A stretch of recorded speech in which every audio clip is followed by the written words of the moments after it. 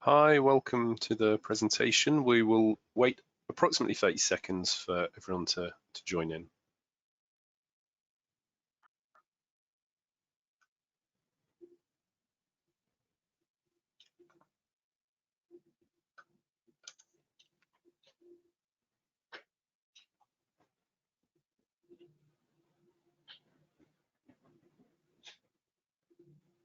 Yeah, there we go. We can see people signing in.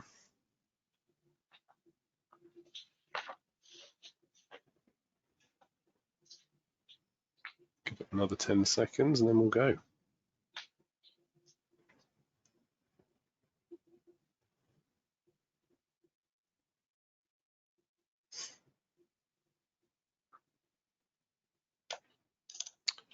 Okay, let's make a start. So welcome to this webinar. My name is Seb Lessware. My colleague here is Bob Chell, and we are talking about our perspectives on the capabilities of true 3D data.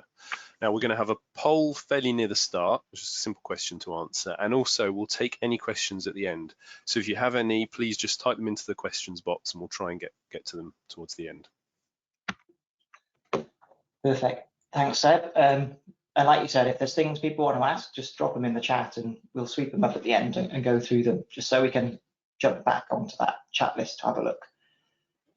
So as Seb mentioned, we want to just give you our perspective and take on what we think about and what we mean behind 3D.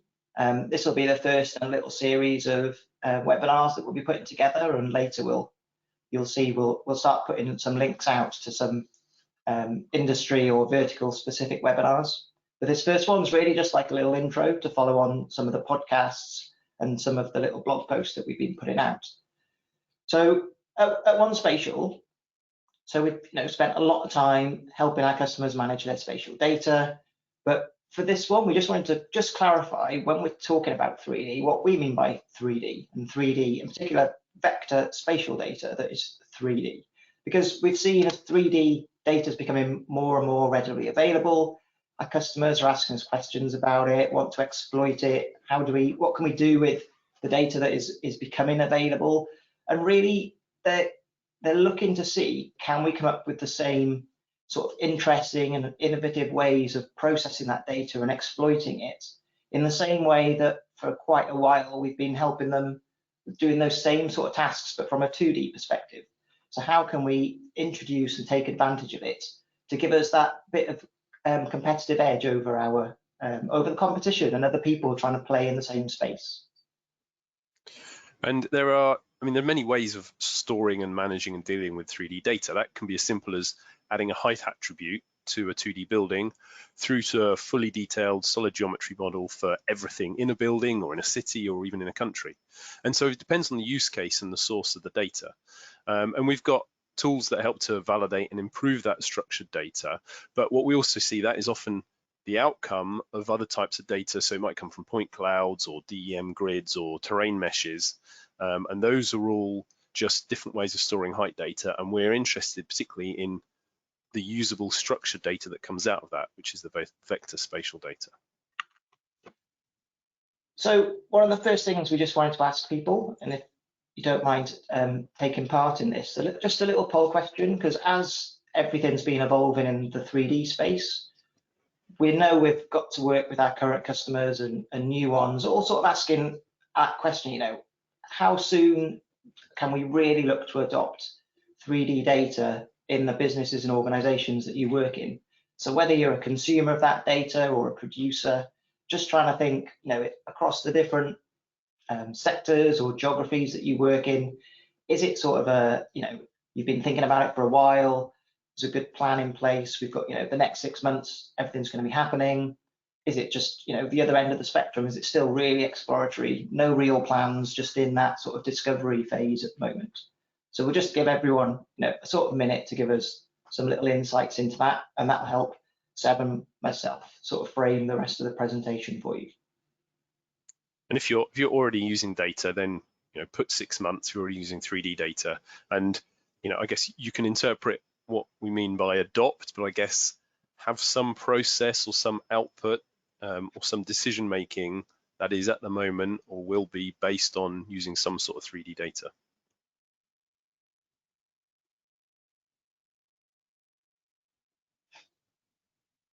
Okay, what are we at? 60% plus voted. What's it looking like at the moment, Seb? I'm getting 60%. We need to see, we're just going to see what the outcome is now. If you want to, let's close the poll. 75% have voted now. And there we go. Okay. So, okay, that's interesting actually. So a lot of people are in the 6 months or 1 to 2 years, and quite a few are in the 3 to 5 years.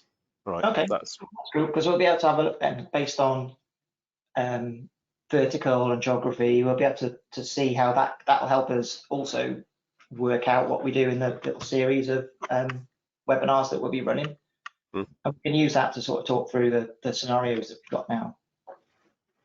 Okay, so the first thing I just wanted to kind of go back to some of the traditional use cases we've seen around 3D for the last little while. So, you know, definitely there's something around the CAD designers creating objects, architects viewing plans, so that kind of CAD space. For a while, there's been a lot around using it to better communicate information as well. So quite a big cycling fan myself. So as soon as, you know, all the apps that you use these days start introducing that sort of 3D perspective, whether it's true 3D, we'll come on to that in a minute, but just giving you some extra ways of communicating information and sharing it.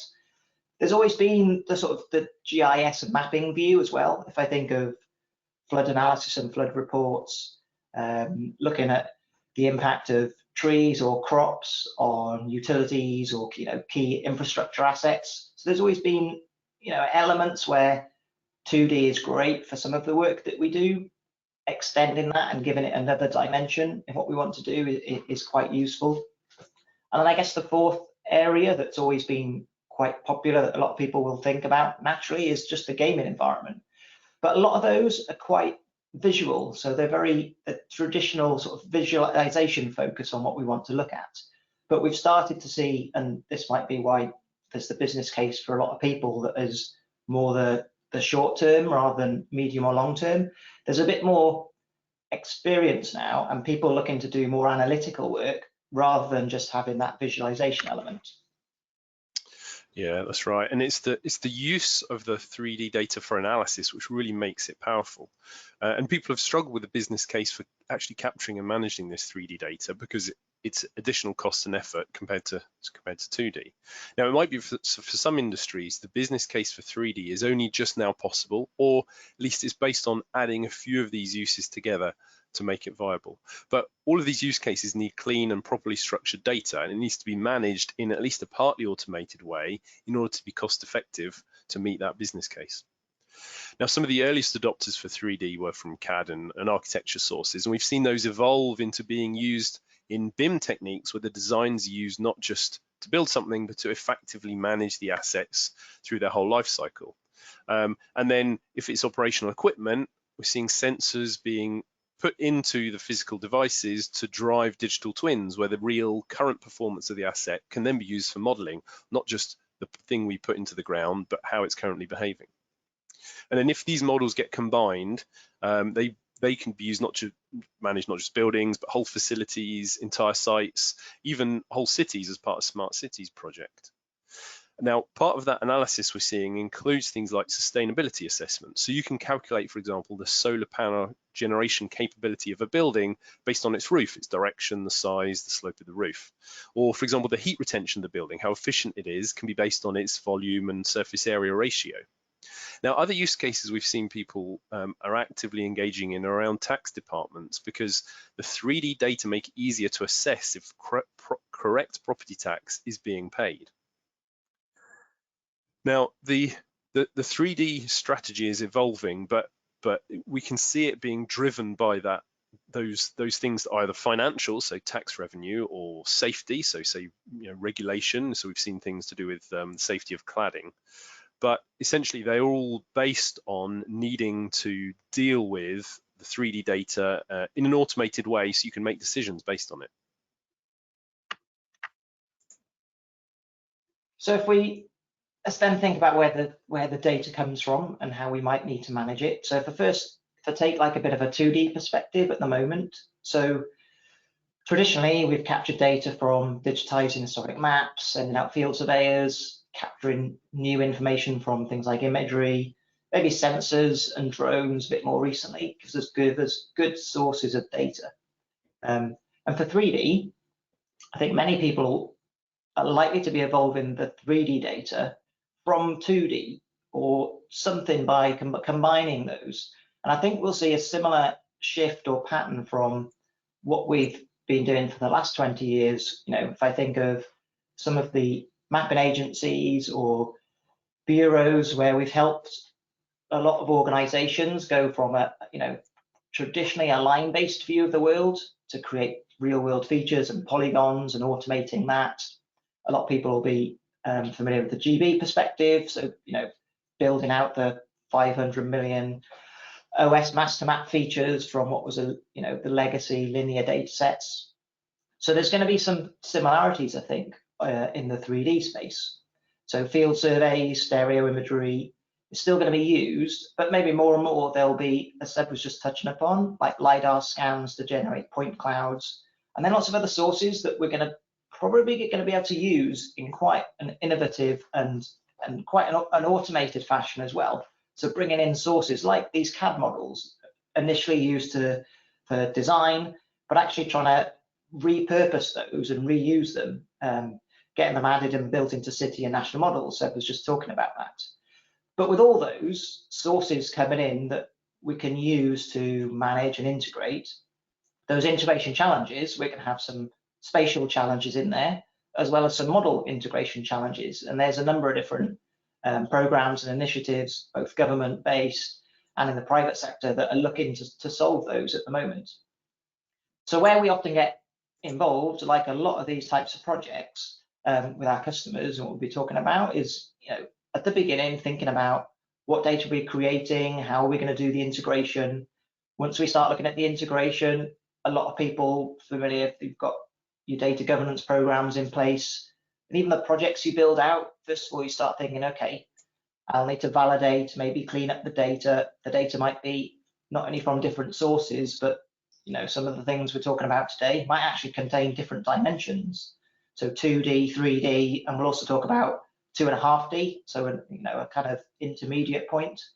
And really what we see in there is that this is all really a master data management problem. So integrating the data, being able to do it in an automatic way, keep all those sources synchronized so that we're managing those as opposed to the data sources sometimes feeling like they start to manage you and your projects. So a couple of other examples just to build on is, Seb was mentioning some of these, but we've done some pretty, and this is the industry over the last little while, clever things around how to go from automating the distribution of addresses, for example, and you start to then think about that in the 3D space. And we see there's quite a big drive in the US at the moment around this. So looking at, you know, this simple scenario around the multiple occupancy buildings, and then actually, you know, that can help facilitate things like 3D call dispatch, so the NENA 2021 program that's going on in the US. So there's a lot of good analytical processes happening, and I think merging what we've done and all the innovative things that happened in the 2D world, if we can get it right, we can learn from those and just naturally extend it into the 3D domain. And what we see with 3D data, and this is inevitable, that is often at least 10 times the size of 2D data. And initially that seemed a lot. We're thinking, you know, surely you're just adding an extra dimension, you know, an extra Z value. But if you consider, say, what is a square in 2D being turned into a cube, that's then 6 faces, each with their own vertices, and that's just a simple cube. So a house might have a pitched roof and a chimney and dormer windows and all sorts of different levels of detail. And in fact, levels of detail is such an important part of 3D that it's part of the city GML spec as to what level of detail do you want to capture. And so we're seeing, you know, this data, it is bigger, it is physically bigger, and therefore it requires more scalable tools to manage it, especially when you're dealing at the national level. And at the same time, the business case relies on it being managed in a cost-effective way. Otherwise, the business case doesn't stack up. And so therefore, automation is vital here. One of the things that we anticipate is that 2D and 3D data is going to be maintained together, or 2D data won't go away. There'll still be people who use and only need the 2D data. And while you could consider, well, we might just maintain one of them and generate one from the other, realistically, I think they'll be managed at the same time. And so they'll continue to coexist, but there are certain benefits to that. So what we see, for example, is that 3D data uses similar but maybe slightly different capture tools. So you might have automated LiDAR scanning used to capture very up-to-date 3D data. And that can be used to update the positional accuracy of the historic 2D data, or vice versa, where you might have additional information in the 2D, such as the internal shapes or the subdivisions within buildings, and those can be used to split up the 3D data, which has been captured externally, and therefore doesn't have that level of detail. So for quite a long time, what we imagine is that these two sources, the 2D and the 3D data, will be managed in parallel, and just they need to be synchronized. And automation can bring some benefits, some change detection benefits to both. And I think, Seb, that's where we've been looking to see, as we do that, if we can do it in the same environment, the things we've learned and built on from the 2D world will merge from a feature and functionality perspective in 3D as well. Even that little example you've got there with the two images on the bottom, kind of going from a generalization approach to what's traditionally been 2D data, but being able to apply that to geometries with a 3D perspective. Yep. So if I think about those different dimensions, it's worth just having a couple of minutes just to talk through those. So, clarifying what they mean. So in the 2D world, we know we have all our geometries, points, lines, polygons, basically everything's sort of represented by an X and a Y value on each vertex of every point. We can join those up to create different features. In addition to that, the features often have attributes. Some of those attributes, as we capture them or even derive them, if I think of the sources and that people are capturing information now from LiDAR, they might pick up some of the imagery information can be used to come up with height attributes. But traditionally, in a 2D sense, that's not part of its geometry. It just becomes an additional attribute that we would work with. So as we then move into a sort of 2.5D view of that world, you start to tilt the features and say, okay, what can we do there? And really, still in that 2D mode, even if we want to do something useful and use that data for analysis or containment checks, you first need to really make sure that the data is clean and it's connected and it all joins up, that the lines form polygons, and if you were doing a comparison on the data, it is as you expect it. And that's where a lot of those data quality improvement programs become really important, because the analysis you've got to do, often we assume it's on good, high quality data. So never mind the preparation you do around it, whether it's 2D or 3D, that becomes important. And then the first stage you've got really is, if we wanted to take that height information, so the features in a 2D space that have a height value, then the first thing we might want to consider is that almost flying carpet view of the data. So you can see where all the different heights of all the buildings are, but really in that 2.5D space, the Z value, even though we're using it here to give us a bit more information and insight into what we're doing, it's still like a little bit of a passenger on the vertexes and on the geometries. So really you can do some extra tech checks to say, the lines pass over each other, but actually from a geometric perspective, you're not really using it. They'd be invalid features if we were trying to test them that way. And that's really why the full 3D geometrical view of the world gives us that extra improvement. So it gives us some, the Z values and the heights, we can use those to actually form solids from all the faces around the features. And then once we've got that, we can start calculating volumes and look at the interactions between those volumes. So some examples, where we've got that. So a lot of the infrastructure if you think of from the 2D, 2.5D, 3D perspective, in the utilities, when I think of those, a lot of equipment is often held as 2D vector data, but maybe with a height or a depth value. So it gives you that little bit of extra information for performing analysis. But rather than it being true 3D, we've been able to do what we need to do in a 2.5D way up until now. So the 3D element actually gives us some extra things that we can do. So we can benefit from sort of volume-based problem solving. So thinking about trench planning, things like that. That's where the 3D data becomes really valuable. And similarly, when constructing underground structures and assets, all those plans and things, we can start looking at real, true 3D clash detection.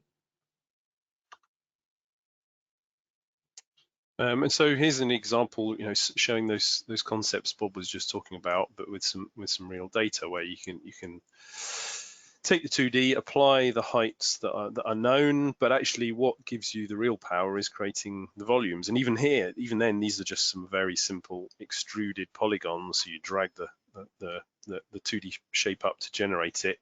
The next step is then to generate the detail, so the roof lines and the roof pitches. And in the analogy that Bob mentioned, it is very similar, where we are going between in 20 years ago, people were going from linear data sets into polygonal data sets and trying to answer the question of, if I stand here, what am I inside? And with a linear data set, you couldn't answer that. Same here in 3D. So if you're inside one of these buildings that is not a solid, but is just made up of individual faces that form the outside, you can't safely answer the question, what am I inside? You just know if you clash with a wall. And so this data, making it solid data, really expands the list of things that you can do in terms of checks and the analysis you can do, and the value that it gives you, because it gives you more than just a series of faces which you can draw and which look nice on the screen. Another second example, Seb, I remember that has been building out with the product team. One of the great examples around a lot of the green initiatives and people looking to take advantage in different ways of like heating places. Often the thing you want to know from a capacity perspective is not the kind of floor space footprint of the building you're interested in maintaining the heat on, but it's actually, what volume of space do I have to heat? So it's like a classic volume-based question, which requires you to have not just the 3D data, but a good quality 3D data as well. Yep, that's right. So we're talking about, we've inferred and implied some of the 1Spatial products, and here essentially we're talking about wanting to create our rules engine. That's what we use for this data processing, and we use it mainly for three things. One is automatic data validation. So run it against my data, tell me where the data does not meet these needs.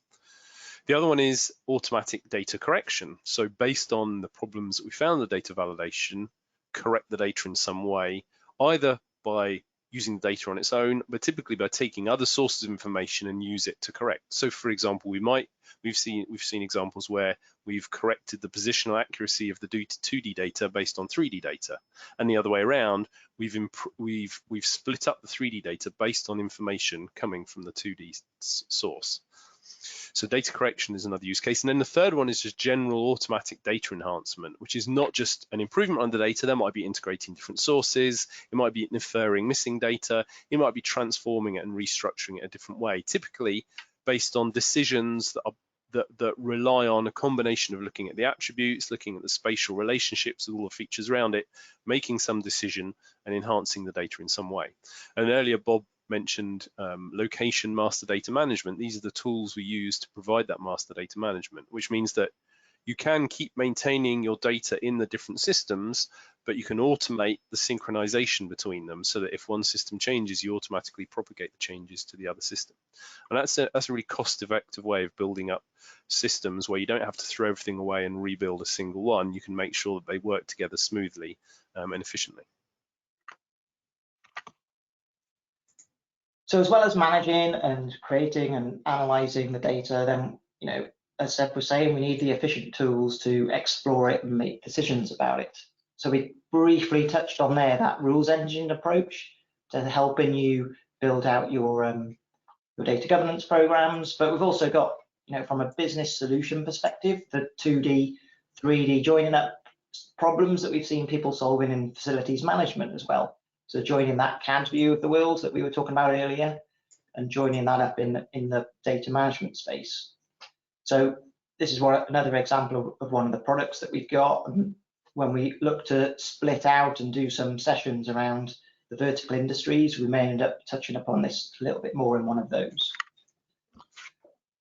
But really what we're starting to see, and this is from both our insights into what's happening in the market, but also directly from our customers, it really is quite exciting at the moment. And in different stages as well, across the different countries that we work in with our customers, to see how everyone's at a different stage in their development of the 3D data and technology. So we know, because it's happened a lot in the 2D space already, that there'll be loads of different future possibilities and ideas that will just emerge from new innovative ways at looking at how to solve everyday problems. So we know we've touched upon a little bit around like taxation being one, examples around smart cities, coming up with little data services and supply chains to join and merge 2D, 2.5D, 3D data for everything from design, planning, construction, sustainability is driving this. But the first steps for both the new and the existing markets we've got, and things we've learned and seen historically, as we start to introduce new data, there'll be new formats that we'll need to deal with. We're seeing some of those at the moment. New models will be important. We've got some, they're being improved and new ones will be adopted. And then I think a lot of the benefits that people are looking for will suddenly start to become a lot clearer. As we start to really plan and enhance but in an automated way what we're doing with 3D data, I think the same as we've been touching upon, the same location data and master data management challenges that can arise. So we're going to have to start looking at managing the quality of the information to make sure the way we try and analyze it is correct. So I'm sure we'll have examples, and people will have them already, where the quality of the data might impact what you actually see as your end goal, or the end customers, the end problems that you're trying to solve. And I think especially with the people trying to manage and deal with these data engineering challenges, we always kind of know that the sooner we deal with the data management part, the better the projects or the programs will be. So there's always those data related risks that we have to try and manage on these projects. So the sooner we do it, the better. And from a 1Spatial perspective, trying to get those 3D capabilities inside our automation tools, a bit like the ones that Seb and I have been hinting at, that's where we believe is the right place to start, to make sure we can get that right, as well as focusing on the visualization tools or the applications that might come later.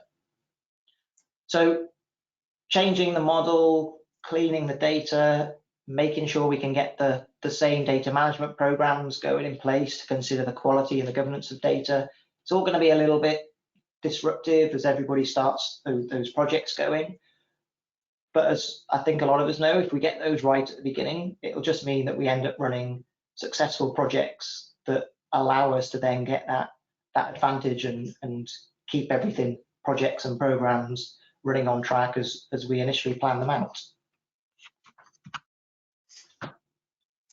Okay, so we're going to go through the questions now. So if you have any, you've still got time to type them in, and we're going to step through and have a look at what people have asked. Also at the end, we're going to have a few, there'll be a poll, another poll that pops up. So there'll be a few relatively straightforward questions. We'd appreciate any answers you have to that. That will happen after the webinar. So to get an idea of where we are and where people are, it's going to be really useful to see what you think of those questions. Shouldn't take long. Also, thing worth checking is please see the 3D section on our website. We've got blogs, podcasts. There's also a 3D GeoInfo event that we'll be presenting at. That's on October 11th to 14th. That's a virtual event. And then later on in December, we're going to have some more vertical focused webinars. Okay. We've also, I think, Seb, we've been up all the podcasts and blogs we've been putting out around the 3D space on, well, you can see it on there, 1spatial.com/3D, where we can find it. People can find out a lot more information. Got you. Okay. Right. Let All right. me. I've got a question come through. I'm just going to read it now. So when you say that 2D and 3D data will be stored together, do you mean in the same database, e.g., PostGIS point cloud? Yes, I do. It's that it doesn't have to be in the same database, but it would make most sense because if you're talking about the data that you are ending up with and you're processing and using, then yes, typically that'll be in the same database because it can then undergo the same level of backup and security and maintenance. It also helps if you want to do any inter or intra-database checks, such as foreign key constraints. That doesn't mean it has to be, and it could be stored in different places. The question also implied, well, what about if you've got point clouds? So that's a good point. We consider point cloud to be quite a raw source of data, useful for visualization and capturing, but it's not the data that you do analysis with, because you can't say to a point cloud, I am standing here, is there enough space to turn a wheelchair around in this bathroom? It can just say, I can have a look and I can visualize it and a human can interpret it. So point clouds I expect to be stored externally from the database, but that's part of the raw data inputs. When it comes to actually storing the process data on which we make decisions, it doesn't have to be, but it makes sense that it's there alongside the 2D data. I think like in the 2D world, Seb, we'll see a lot of the tools will offer that flexibility to read from many different sources to do your analysis in your work. And then as you start to roll out the programs, sort of from POC prototype stage up to, this is why we were asking some of the business case plans at the beginning. As you start to move to, yes, I'm managing something and dealing with it in a production mode, then it's probably likely that you'll start thinking about where all this stuff lives from just a data management perspective, backup, recovery, all those sorts of things. And we've got actually quite a related question there as well to go with it, which is, do we think that 2D data will ever replace, 3D data will ever replace the need for 2D data? And I don't think so. I mean, if it does, it's so far into the future that the answer is sort of realistically no. And that's because what we see is that some people will only need the 2D aspect of that. And we're sort of thinking about it. We wondered, well, could you just generate one from the other? So could you just store 3D data, and when you need the 2D version, you just collapse it down and ship that?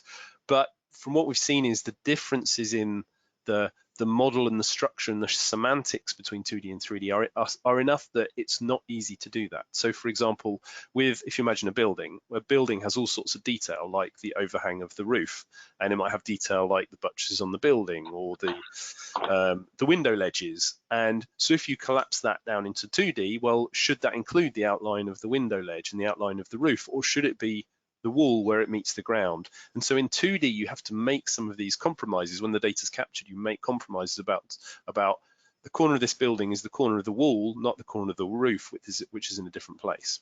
And so that makes it very difficult to just capture 3D data in perfect detail and just collapse it down to get a coherent 2D model with a nice clean coverage. And that's why we expect the two will be managed side by side for the foreseeable future. Okay, right, there's another question here now. This is more about use cases. So where have we seen the biggest interest in 3D data so far? Bob, do you want to take that one? Yeah, if I think of the ones, like the current ones we're working on, definitely, I mean, you brought up a few times, Seb, around the end goal being possibly around taxation, things like that in the land management area. That's pretty popular at the moment. But in order to do that right, it's a bit like some of the land management problems and solutions we've been solving in the 2D world, making sure there's not 2 bits of space being owned or managed by the same person, just all those sorts of conflicts. So getting that right from a taxation perspective is definitely one popular one.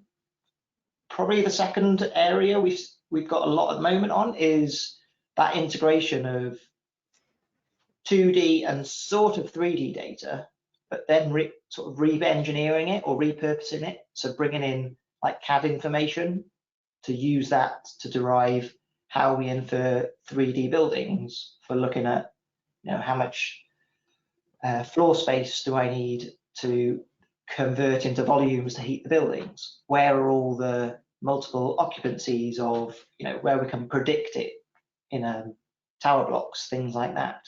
And so to get that information in the first place, it's definitely inferring it using a lot of just data management techniques, but trying to take advantage of other data sources which are not typically true 3D, like I mentioned the CAD data. They're two really popular ones at the moment that we're seeing people, I guess, across government, utilities, transport, facilities management, all looking at those types of problems. Yeah, and that's I guess initially we were surprised that taxation was something of interest, particularly for the geospatial rather than the CAD side of things. But actually, in hindsight, it's maybe not that surprising because war and taxes have always been a driver for capturing data in 2D through the centuries or more. So actually, maybe it's not that much of a surprise in the end. I've got one more question here, which is asking about level of detail. What level of detail do we think is going to end up being agreed for 3D models? And this is a tricky one because everyone has a different need for different levels of detail, and it's hard to generate detail if you've thrown it away and you don't have it. Then again, it becomes tricky if you're managing data from different sources. So some of the examples we saw coming through were, I want to take my CAD model in and drop it into the rest of my data set, and typically a CAD model will be a lot more detailed. So I think people are always loath, and it makes sense to throw away information that it might be useful later, and that's where we see generalization techniques get used, which is, let's keep the really detailed one, but when we're combining it with other information that's less detailed, let's simplify it in an intelligent way so we can use them in a coherent way, but we've still got a copy with all of the detail in there. And that's it's a bit of a cop out, but I think that's where we'll see it work, which is capture the detail when you can, but when we use the data together, there'll be a sort of a level of detail 2, if we're talking City GML version, which is simplified, and everything, we can use everything together at the same time. I think that's important as well. So it's come up a few times. I think as the GIS people get their perspective on how do we solve the 3D problems. If you take how you just described the information coming in from the CAD drawings, things like that, you get the level of detail right down to all the dimensions for sockets and plugs in walls and heating units and all those sorts of things. Well, from maybe an analytical perspective that we need that maybe the GIS people bring in, we don't need that level of detail. We don't need all the volumes of the pins of the plug and the socket, but we do need to know where it is and that it is attached to the wall and it's inside this particular building. Same with all the units that at one level, from an architect and a drawing and a building maintenance perspective, you might need all the levels of information about all that equipment, so you buy the right stuff and it all fits when you put it together. But from an analytical perspective, we might need to generalize that data as well as any models that are associated with it, so we can just answer the questions and the queries that we've got in an efficient or in a way that matches all the non-conformance performance things that we need to do. Right, I've seen there's even more questions coming through. So here's one, which is, I'm just trying to understand where 1Spatial fits into the ESRI Enterprise landscape. Where do 1Spatial tools provide in addition? Okay, that's a good classic question. So we're partners with ESRI at the multinational partners with ESRI. So particularly in other countries, we build technology built on top of ESRI platform, and with the tools we've been talking about, we essentially are working on the data that may be stored in a database or may be stored in ESRI Enterprise. So at 1Spatial, we don't have data storage technology or data serving technology, or even your day-to-day sit down in front of a GIS technology that we use other people's, and ESRI is one we use very commonly. So we'll have the tools that can read data from a number of sources, apply rules to improve, correct, and validate it, and then put the data back where it came from. And where it came from might well be an ESRI Enterprise database. So just to add to that, Seb, it also might be that it's putting the data into a new ESRI-based solution or system, having moved it from some older systems as well. I think we might see as a lot of organizations go through that migration, there could easily be, because of the timing of it all, there could be a 3D element to the new source target systems, whereas for the last few years, maybe the 3D aspect has been a bit more of a, we'd love to get there. But I think people starting some of these system migrations now, if they're sort of medium, longer term programs that you've got to go through, I think it is worth considering the extra little bit of effort may be required to just put your 3D perspective hat on as well as the 2D when you're looking to do that. Yeah, that makes sense. Just checking the time. Last one, sir. Like, if nothing else, something that you brought up on through the webinar is just their bigger features with more information and more things in them. So bear that in mind, because whilst from a software and vendor perspective, we're looking to make sure the tools all scale and perform and handle that, but make sure from as you're working on those that you've got enough space and capacity and just hardware and infrastructure as you're looking to move into that area. Yeah, that's right. So I was just checking time. We've got another 4 minutes or so. So there's still some more questions coming through. So this one is, have you found that customers' data is in a good enough condition to assist progression to 3D, or does a lot of restructuring need to be done? It varies a great deal. I don't think we've ever seen anyone whose data is just perfect, press a button, but what we excel at is taking data that is imperfect and automating the process of cleaning it up. Because what we want to avoid is manual work. So if we say to people, yes, you can get there, but you're going to need to re-engineer or manually tweak every single feature in your data store, that's just not going to be economically viable for them. So it always needs something to be done, but what we excel at is working out ways to automatically do that and combine data from different sources and make some automated decisions that are intelligent based on the context and generate something that's usable. And importantly, it's not just the creation of the data at the beginning, it's the maintenance, ongoing maintenance of that. Because if you can do it once, but you can't update it easily, eventually that data becomes more and more out of date and it's unusable. So we need to make sure that all these things are built into automated processes and workflows so that whenever the new information comes in, you can keep that stuff up to date and do it in a cost-effective way. And we've seen that a lot in the 2D world, and I think just the approach we try and take will be beneficial in the 3D as well, Seb, because like you mentioned, the first challenge is just getting that baseline right about what's the level of quality of the 3D data I'm using. And that's just some rules to check the data, give you quite good fact-based evidence on where you are.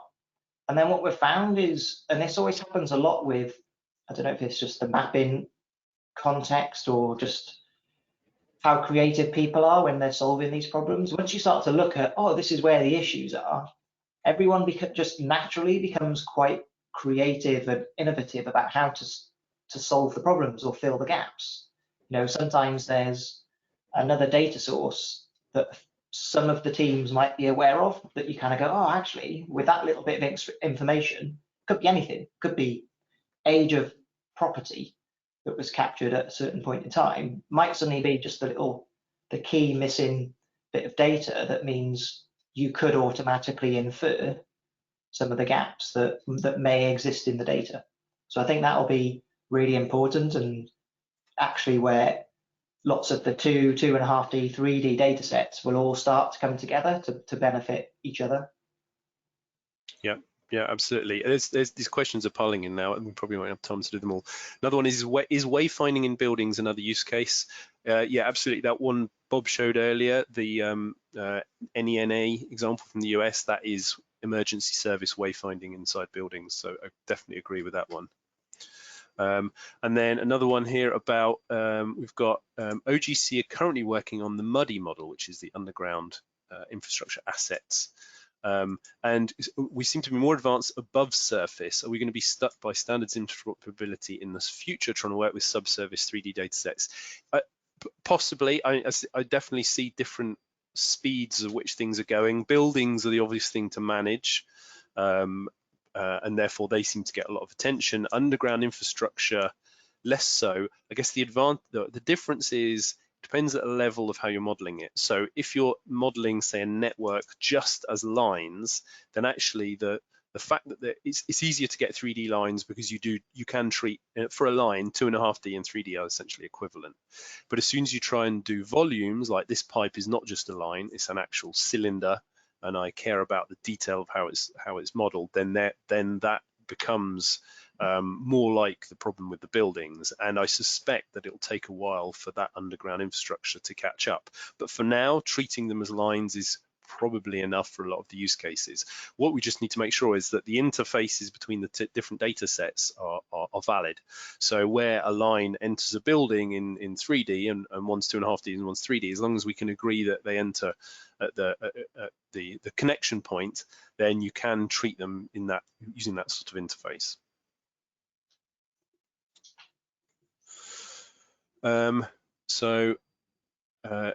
Okay, here we go.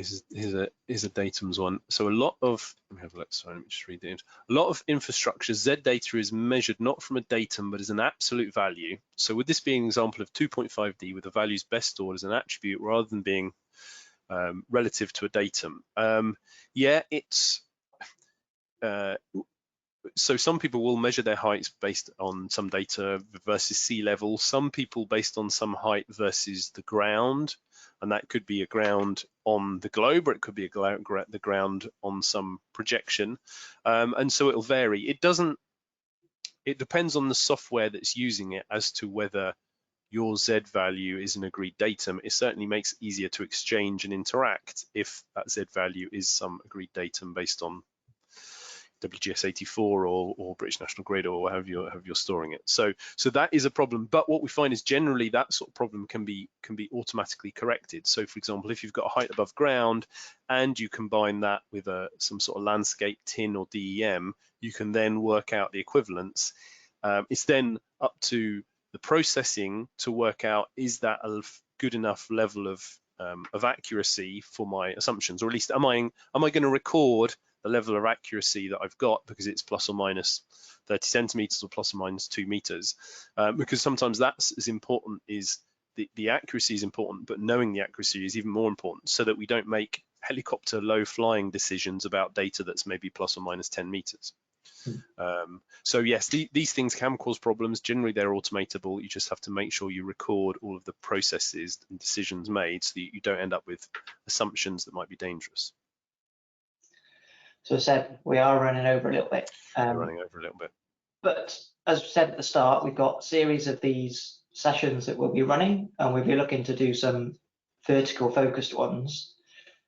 So we'll be able to take the questions that have been asked and use those to frame some of the next sessions that we've put together. And I know we've got a few from the team who will be at 3D Geo Info that you mentioned, running some of the workshop style sessions there. And actually some of the fallout from this is likely to be potentially another podcast or even some future blog sessions that everyone will be able to get at from 1spatial.com/3D, be able to find a lot of the links there. So there we go. Okay, thank you for listening. Yeah, thank you everyone, and we'll catch you again soon.